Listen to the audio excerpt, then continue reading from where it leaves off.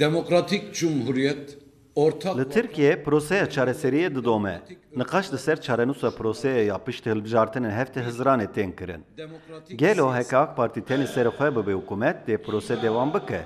Yan jî li Tirkiye hikûmetekî din bê damezrandin dê prose bi dawî were. AK Parti iddia dike ku piştî hilbijartinên hefte hizranê li Tirkiye desthilat naguhere û prose jî dê bê meşandin. و گله ما کرد و ترک روجلات و روجاوا باکور و باشور تفده آشیتی توا هلبجارتن توا دخوازیا هفته و 8 میلیون انسانه جبر و که تمام سیاست مدارا و هویا گله خو مجبور بدن برچاوی خو کسی کنی کار ویا نبینه لورا اجالانجی بانکراوی Kongre ki bicivinin u dest bi çeka berdin veya jî umudeke dimere. Partiya Komariya gel CHP jî hevî dike ku piştî hilbijartinan hikûmetekî koalîsyonê bê damezrandin û CHP jî bibe şirîkê vê hikûmetê.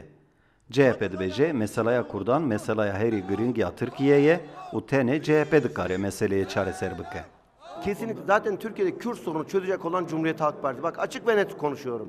Em bi awayekî aşkere dibêjin li Tirkiye tenê CHP dikare meselaya Kurdan çareser bike. Em di vê mijarê da ji dilin.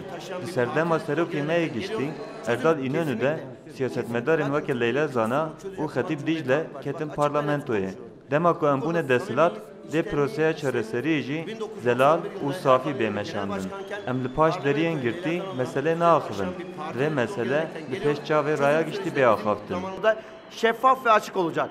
Kapalı kapılar arkasında olmayacak, açık ve net olacak. Geçmeyecek, yutulamayacaktır. Partiya tevgera netewperest MHP jî li dijî proseyê derdikeve.